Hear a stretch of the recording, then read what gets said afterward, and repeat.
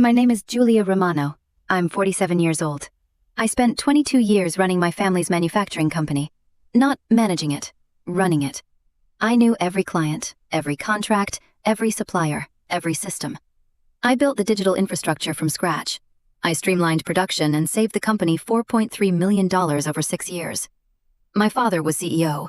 My mother sat on the board. My brother Vincent was in sales, barely hitting his quotas. In June 2023, they called me into the conference room and told me they were restructuring. They were promoting Vincent to Chief Operating Officer. They were eliminating my position. They gave me 2 weeks' notice and a severance package worth 3 months' salary after 22 years. I walked out with a box of my belongings and a laptop they forgot to ask for. I didn't write a handover document. I didn't train anyone. I just left. The following Monday, the entire company stopped running. Orders froze. Payroll didn't process. By Wednesday, 3 major clients had canceled contracts. By Friday, production had shut down completely. But before I tell you about the phone call where my father begged me to come back and save them, let me tell you about the day they chose my brother over the person who'd been holding everything together. Welcome back to Calm Drama Stories, where competence is invisible until it walks out the door. If you're new here, this is about the daughter who ran the family business for 2 decades and watched it collapse in 6 weeks when they fired her for her unqualified brother. Stick around, hit subscribe. This one's about knowing your worth even when your family doesn't. Let's get into it. I grew up in Cranston, Rhode Island, small city south of Providence, working-class neighborhoods, houses with aluminum siding and chain-link fences separating tiny yards. My father, Anthony Romano, started Romano Precision Manufacturing in 1984. The company made custom metal parts, precision-machined components for medical devices, aerospace equipment, industrial machinery. He ran it out of a 3,000-square-foot warehouse on the south side of Providence with 2 employees and 1 CNC machine he'd bought used. My mother, Maria, did the bookkeeping from a card table in the corner of the warehouse. My brother Vincent, born 1973, 5 years older than me, was the golden child, the son, the one who'd carry the Romano name into the future. I was born in 1978, the daughter, the afterthought. Vincent went to community college for 2 semesters in 1992 and dropped out. He worked at the warehouse doing deliveries, light assembly work, whatever my father needed. In 2001, my father promoted him to sales. He gave Vincent a title, sales director, and a desk in the newly expanded office space. I was different. I graduated from Cranston High School East in 1996, valedictorian.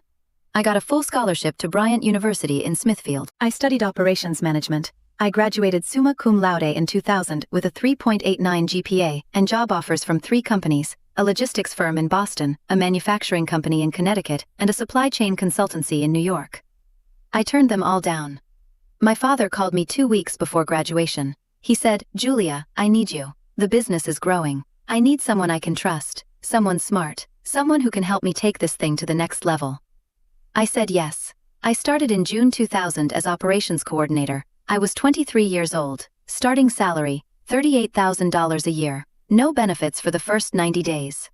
My job was everything no one else wanted to do: scheduling, inventory management, vendor relations, customer service, quality control. I handled machine maintenance logs, tracked raw material orders, coordinated shipping, and fielded complaints when orders were late, which was often. Within 6 months, I'd reorganized the entire production workflow. I created a scheduling system that reduced machine downtime by 35%. I renegotiated contracts with 3 suppliers and saved the company $40,000 a year. I implemented a quality control checklist that cut defect rates from 12% to 2.3%. We went from missing 40% of our delivery deadlines to missing 3%. My father gave me a $2,000 raise and a handshake. He said, "You're doing good work, Julie." He'd called me Julie my entire life, even though my name is Julia. Vincent got a company car, a leased Lexus. He said it was for client meetings. By 2005, I was operations manager. By 2010, I was VP of operations. By 2015, I was running everything except sales and finance, and even then, I was the one fixing the problems those departments created. Vincent ran sales with 4 people under him. He was good at client dinners. He was good at golf outings. He was charming, personable, the kind of guy people liked immediately. He was terrible at follow-through. He'd promised delivery dates we couldn't meet. He'd agree to custom specifications without checking if we had the equipment or the capacity. He'd sell jobs at prices that barely covered materials. I'd spend half my time managing the fallout, apologizing to clients, renegotiating timelines, finding ways to deliver what Vincent had promised. My father loved him anyway. Vincent was the son, the Romano name, the future. I was just Julia, the person who made sure things worked. In 2018, I proposed upgrading our entire business system. We were still using a patchwork of software: QuickBooks for accounting, Excel spreadsheets for inventory, handwritten production schedules, paper invoices. It was inefficient, error-prone, and we were losing money because of it.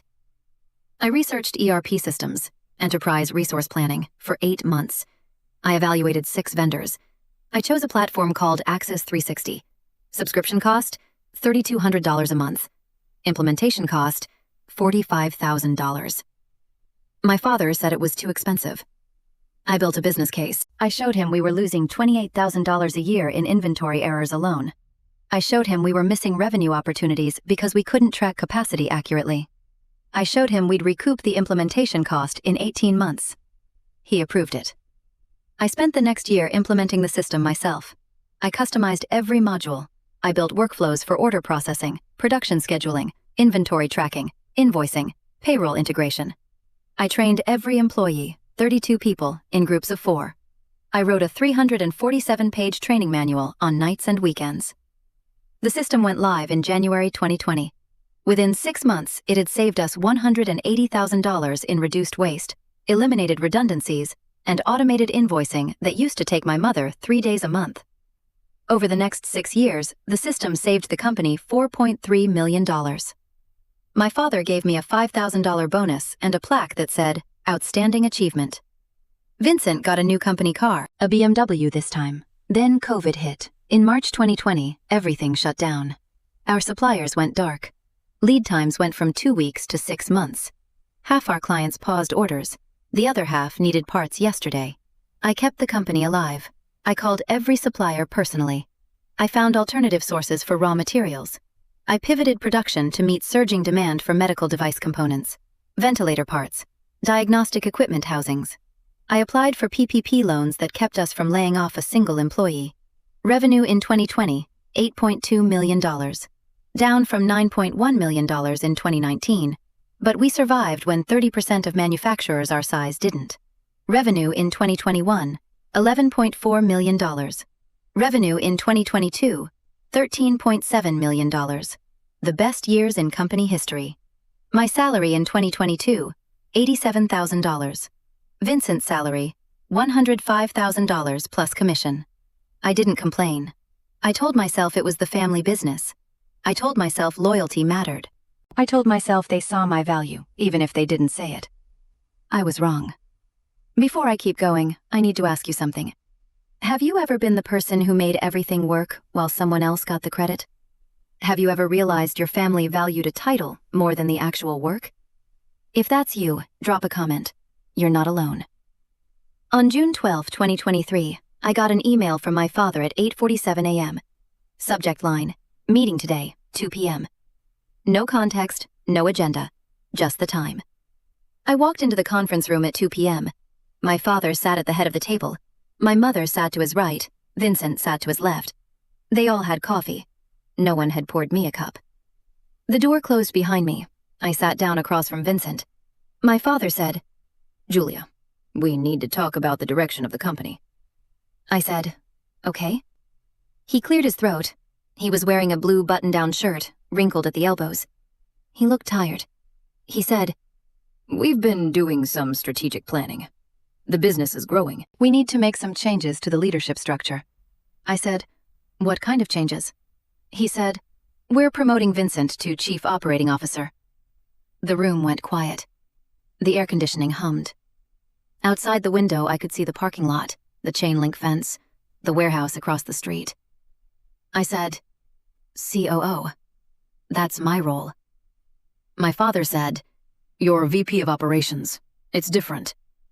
I said, "I run operations. I have for 15 years. What's the difference?" He shifted in his seat. He said, Vincent will be overseeing all operational functions going forward. He'll be taking a more strategic role. I looked at Vincent. He was smiling. Not smug, just pleased. Like he'd gotten a promotion he deserved. I said, "What strategic role? What new ideas is Vincent bringing?" My mother spoke for the first time. She was wearing a floral blouse and too much perfume. The scent, something floral and cloying, filled the small room. She said, "Julia, don't make this difficult." I said, "I'm not making it difficult. I'm asking a question. What does Vincent know about operations that I don't?" Vincent leaned forward. He folded his hands on the table. He said, "Jules, you're great at the day-to-day stuff. You really are. But the company needs vision. We need to think bigger, expand, modernize." I said, "I built the ERP system that runs this entire company. I automated processes that used to take days. I brought in the medical device contracts that account for 40% of our revenue. What vision are you bringing?" My father's face reddened. He said, "That's enough. This isn't a negotiation, Julia." I said, "Then what is it?" He said, "We're restructuring. We think it's best for the company." I said, "Best for the company or best for Vincent?" My mother said, "Julia." I said, "What happens to me?" My father looked down at a piece of paper in front of him. He said, "We're eliminating your position." The words hung in the air. I heard them. I understood them, but they didn't make sense. I said, "You're firing me." He said, "We're restructuring. You'll receive a severance package. 3 months' salary. We think that's fair." I said, "I've been here for 22 years. My mother said, "And we're grateful for everything you've done. But it's time for new leadership." I looked at Vincent. He still wouldn't meet my eyes. He was looking at his coffee cup like it was the most interesting thing in the room. I said, "When?" My father said, 2 weeks. We'll make the announcement internally on Monday. You'll have until June 30th to transition your responsibilities to Vincent.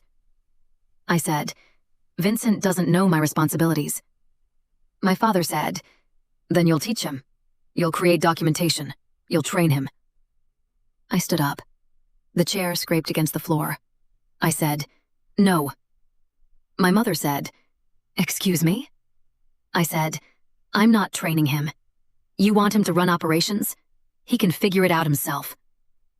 My father stood up too. His face was red now, fully red. He said, "Julia, you will do what's best for this company." I said, "I've done what's best for this company for 22 years. I kept it running during COVID. I built the systems you're still using. I saved you millions of dollars. And you're firing me to give my job to Vincent because he's your son and I'm just your daughter." My mother said, "That's not fair." I said, "You're right. It's not fair. None of this is fair." I walked out of the conference room. I went to my office, a 10 by 10 room with a desk, a filing cabinet, a window that looked out at the loading dock. I pulled a cardboard box from the supply closet. I packed my personal items. Photos of my college graduation. A coffee mug my mother had given me 10 years ago that said, "World's Best Daughter." A plaque from 2019 when we'd won a Manufacturing Excellence Award. My project, my implementation, Vincent's name on the acceptance speech. I took my laptop. The company laptop they'd issued me in 2020 for remote work during COVID. They'd never asked for it back. It had admin access to every system, every password, every database. I didn't write a transition document. I didn't send a handover email. I didn't create a password list or a system guide or instructions for Vincent. I walked out of Romano Precision Manufacturing at 2:47 p.m. on June 12, 2023. I didn't say goodbye to anyone. The announcement went out the following Monday. An email from my father to all staff.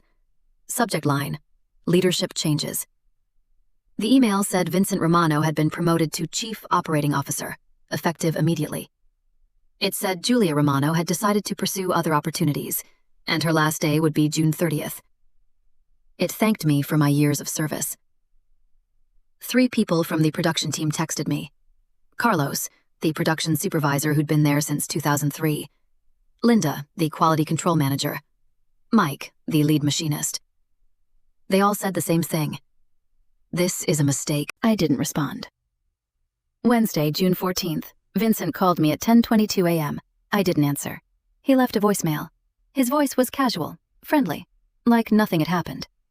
He said, "Hey Jules, it's Vince. Listen, I'm trying to get into the ERP system and it's asking for admin credentials. Dad said you're the only one who has them. Can you shoot me an email with the login info? Thanks." I deleted the voicemail. Thursday, June 15th. My father called at 3:15 p.m. I let it ring. He left a voicemail. His voice was different, annoyed, impatient. He said, "Julia, this is childish. We need access to the system. Call me back, today." I didn't call back. Friday, June 16th. My mother called at 6:47 p.m. I answered. I don't know why. Maybe I wanted to hear what she'd say. She said, "Julia, what have you done?" I said, "What are you talking about?" She said, "The system. It's locked. Vincent can't get into anything. Orders aren't processing. We can't run payroll. What did you do?" I said, "I didn't do anything." She said, "The system is locked.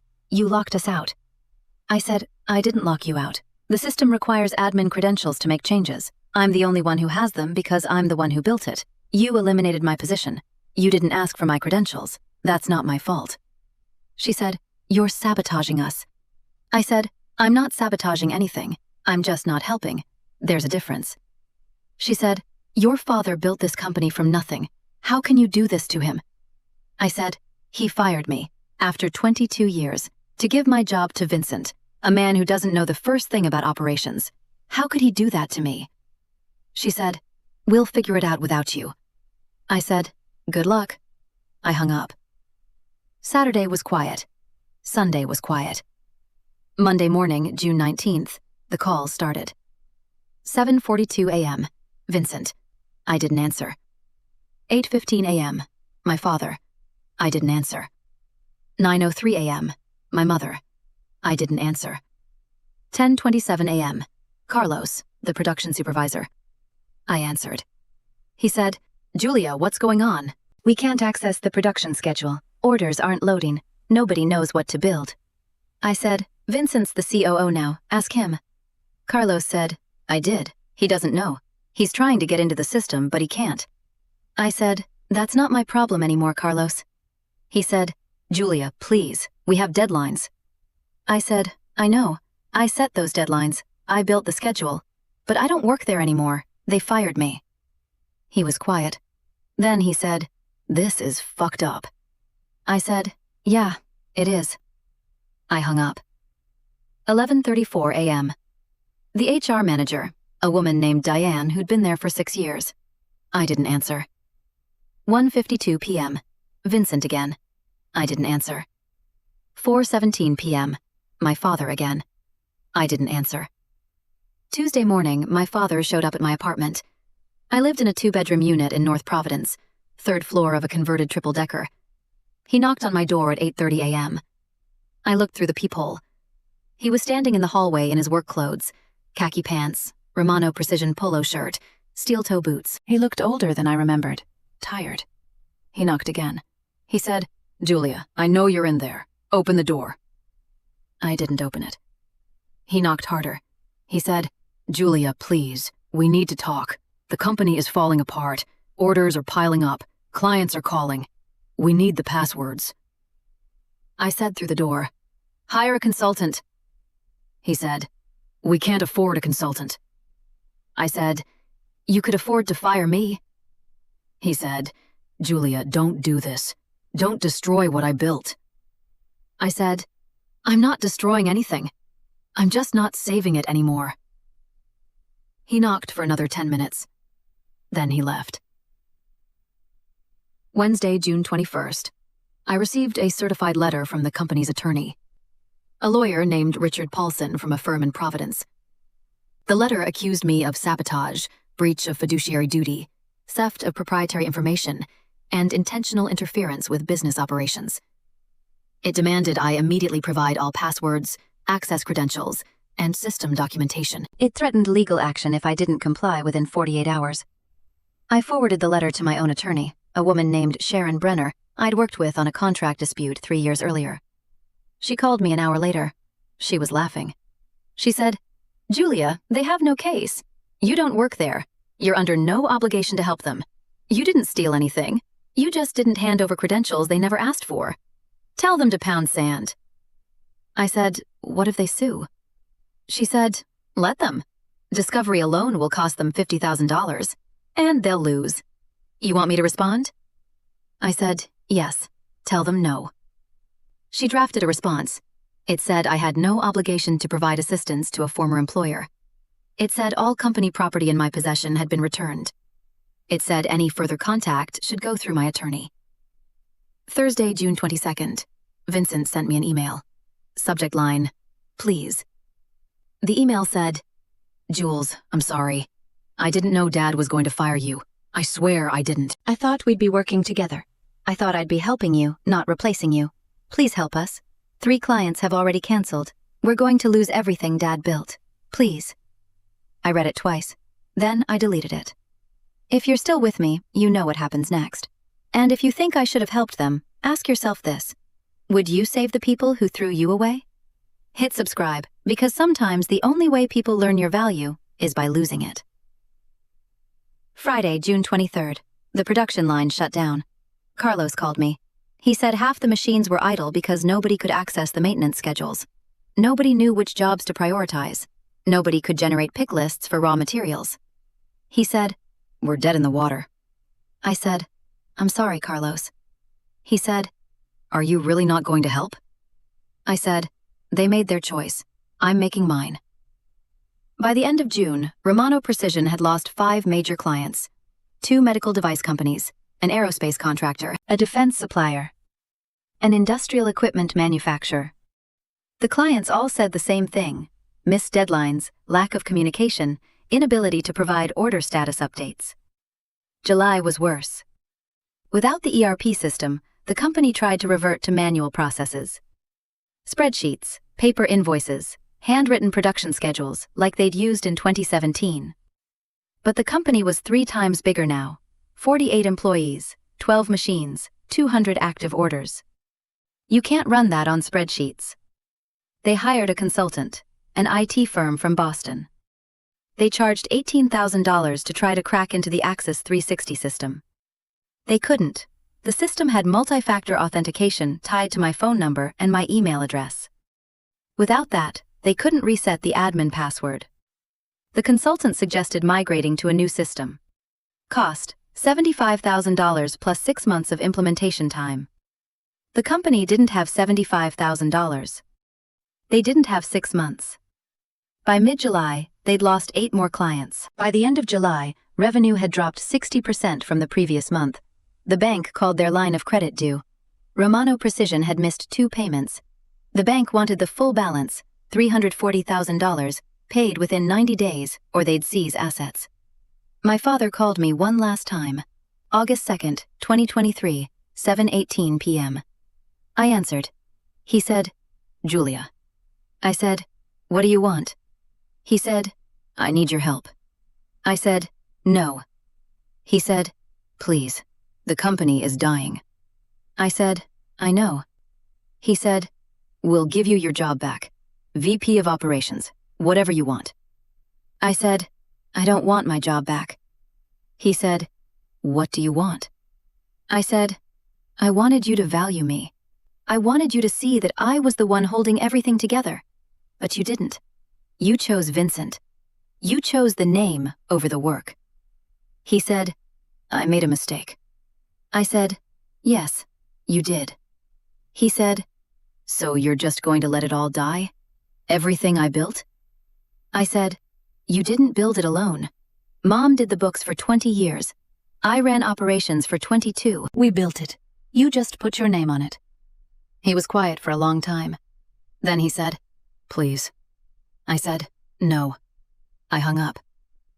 In September 2023, Romano Precision Manufacturing filed for Chapter 11 bankruptcy. By October, they'd laid off 32 of their 48 employees. By November, they were in liquidation. The equipment sold at auction in December. CNC machines, lathes, mills, inventory, office furniture, everything. The building sold in January 2024 to a real estate developer who turned it into climate-controlled storage units. My father and mother retired with nothing. Their retirement savings had been tied up in the business. When the business died, so did their plans. Vincent got a job selling commercial insurance for a company in Warwick. He makes $52,000 a year plus commission. I started consulting in August 2023. I help manufacturing companies implement ERP systems. I charge $250 an hour. Minimum engagement, 40 hours. I'm booked 6 months out. Last month, I got an inquiry email. Potential client, mid-sized manufacturing company in Massachusetts, needed help with an Axis 360 implementation. The email signature said, Vincent Romano, Operations Manager, Precision Parts, Inc. I read the email twice. Then I replied, Thank you for your interest. Unfortunately, I'm at capacity and not taking new clients at this time. Best of luck with your project. I don't work with people who don't value the people who hold things together. I'm 47 years old. I live in a condo in Providence with a view of the river. I drive a Subaru Outback I paid cash for. I have no debt. I have a retirement account that's growing. I have clients who respect my expertise and pay me what I'm worth. My father built Romano Precision Manufacturing in 1984. It lasted 39 years. It took 6 weeks for it to fall apart without me. That's how long I'd been holding it together. I didn't destroy the company. I didn't sabotage it. I didn't lock them out of anything. I just stopped saving it. There's a difference. I keep the old coffee mug on my desk. World's best daughter. I look at it every day. It reminds me that being someone's daughter doesn't mean they value you. It reminds me that family businesses destroy families when titles matter more than work. My father never apologized. My mother sends Christmas cards. I don't open them. Vincent tried to friend me on LinkedIn last year. I declined. I never gave them the passwords. The passwords died with the company. And I started over. I'm doing better than fine. I'm thriving. They're not. And that's not my fault. That's theirs. If you've ever been the competent one who got overlooked, you know this feeling. It's not revenge. It's not satisfaction. It's just clarity. The clarity that comes from realizing your worth doesn't depend on people who can't see it. Drop a comment. Tell me your story. I see every one.